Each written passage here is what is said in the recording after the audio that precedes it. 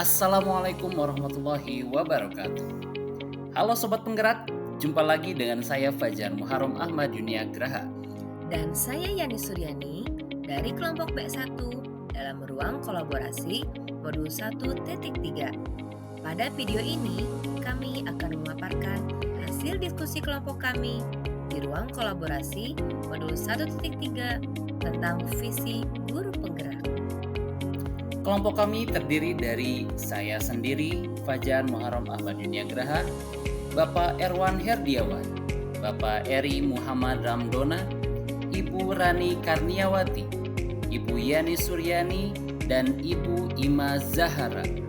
Sebelum kami menyatakan visi dari kelompok kami akan menyampaikan visi dan prakarsa perubahan masing-masing anggota yang telah dirancang oleh masing-masing anggota kelompok kami.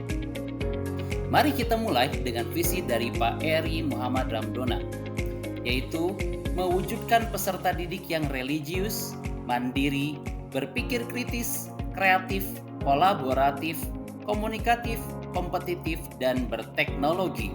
Dengan prakarsa perubahan, meningkatkan religius peserta didik melalui kegiatan doa pagi. Kemudian visi Pak Erwan Herdiawan, menjadikan generasi berkarakter sesuai profil pelajar Pancasila. Dengan prakarsa perubahan, meningkatkan hasil belajar siswa melalui pembelajaran pakem, pembelajaran aktif, kreatif, efektif, dan menyenangkan. Selanjutnya, visi saya sebagai calon guru penggerak, yaitu mewujudkan murid yang beriman, berakhlak mulia, bertakwa kepada Tuhan Yang Maha Esa, berkebinekaan global, mandiri, bernalar kritis, kreatif, dan mampu bergotong royong sesuai dengan profil pelajar Pancasila. Dengan prakarsa perubahan, menerapkan proses pembelajaran yang berpihak pada peserta didik. Selanjutnya, visi dari saya sendiri, Yani Suryani. Terwujudnya generasi yang memiliki karakter sesuai dengan profil pelajar Pancasila.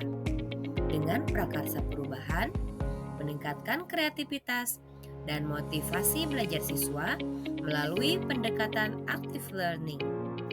Kemudian visi dari Ibu Rani Karniawati, yaitu mewujudkan murid yang beriman, bertakwa, dan berakhlak mulia, inovatif, terampil, dan tangguh sebagai profil pelajar Pancasila.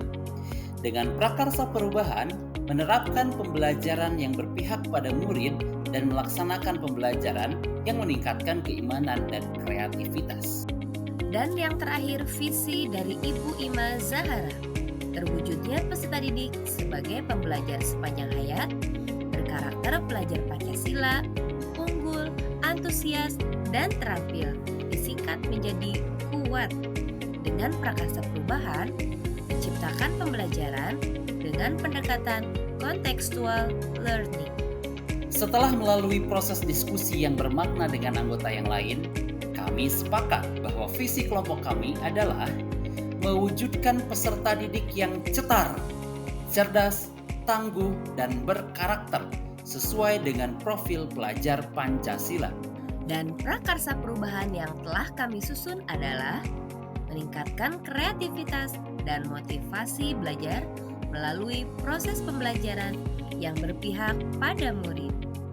Dalam mencapai visi dan prakarsa perubahan yang telah dirancang, kami menggunakan paradigma inquiry apresiatif dengan model manajemen perubahan BAGJA.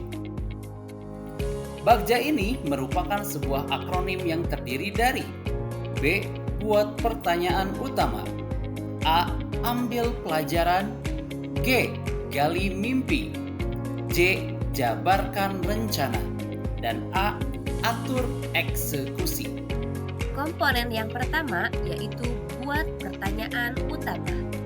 Apa yang harus kami lakukan untuk meningkatkan kreativitas dan motivasi belajar melalui proses pembelajaran yang berpihak pada peserta didik? Tindakan atau penyelidikan yang dapat kami lakukan untuk menjawab pertanyaan tersebut adalah melakukan diskusi dengan rekan sejawat dan warga sekitar sekolah, mengundang narasumber yang kompeten di bidangnya, dan mendesain model pembelajaran yang sesuai dengan kebutuhan peserta didik. Komponen yang kedua yaitu ambil pelajaran. Dengan pertanyaan, siapakah yang telah berhasil meningkatkan kreativitas dan motivasi belajar melalui proses pembelajaran yang berpihak pada peserta didik? Yang kedua, aktivitas apa yang relevan untuk meningkatkan kreativitas dan motivasi belajar melalui proses pembelajaran yang berpihak pada peserta didik? Yang ketiga, situasi apa yang mendukung peningkatan kreativitas dan motivasi belajar melalui proses pembelajaran yang berpihak pada peserta didik? Dan yang keempat, keterampilan apa yang dapat digunakan untuk meningkatkan kreativitas dan motivasi belajar melalui proses pembelajaran yang berpihak pada peserta didik? Tindakan atau penyelidikan yang dapat kami lakukan untuk menjawab pertanyaan tersebut adalah mewawancarai guru yang telah berhasil meningkatkan kreativitas dan motivasi belajar melalui proses pembelajaran yang berpihak pada peserta didik. Mengidentifikasi aktivitas yang dapat digunakan untuk meningkatkan kreativitas dan motivasi belajar melalui proses pembelajaran yang berpihak pada peserta didik. Mengamati situasi yang dapat mendukung peningkatan kreativitas dan motivasi belajar melalui proses pembelajaran yang berpihak pada peserta didik. Dan yang terakhir, menganalisis keterampilan yang diperlukan untuk meningkatkan kreativitas dan motivasi belajar melalui proses pembelajaran yang berpihak pada peserta didik. Komponen yang ketiga yaitu gali mimpi. Dengan pertanyaan, yang pertama, kebiasaan baru apa yang akan terjadi setelah kreativitas dan motivasi peserta didik meningkat? Yang kedua, dampak positif apa yang terjadi pada sekolah kita?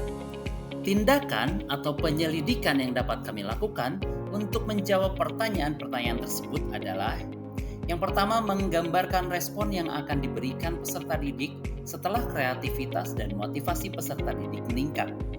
Dan yang kedua, membuat deskripsi pencapaian yang sekolah dapatkan setelah kreativitas dan motivasi peserta didik meningkat. Komponen yang keempat yaitu jabarkan rencana. Apa langkah pertama yang dapat dilakukan untuk meningkatkan kreativitas dan motivasi belajar melalui proses pembelajaran yang berpihak pada peserta didik? Pertanyaan kedua, terobosan apa yang dapat dilakukan untuk meningkatkan kreativitas dan motivasi belajar melalui proses pembelajaran yang berpihak pada peserta didik? Tindakan atau penyelidikan yang dapat kami lakukan untuk menjawab pertanyaan tersebut adalah melakukan asesmen awal untuk menganalisa kebutuhan dalam meningkatkan kreativitas dan motivasi belajar melalui proses pembelajaran yang berpihak pada peserta didik. Merancang perangkat pembelajaran sesuai dengan karakteristik peserta didik dan menghadirkan narasumber yang kompeten di bidang tersebut. Dan komponen yang kelima adalah atur eksekusi. Dengan pertanyaan, yang pertama, siapa saja yang bertanggung jawab mengarahkan dan memantau dalam meningkatkan kreativitas dan motivasi belajar melalui proses pembelajaran yang berpihak pada peserta didik? Dan yang kedua, apa rencana tindak lanjut untuk pelaksanaan visi tersebut? Tindakan atau penyelidikan yang dapat kami lakukan untuk menjawab pertanyaan-pertanyaan tersebut adalah: yang pertama, membentuk komunitas sekolah, dan yang kedua, melakukan refleksi secara berkala.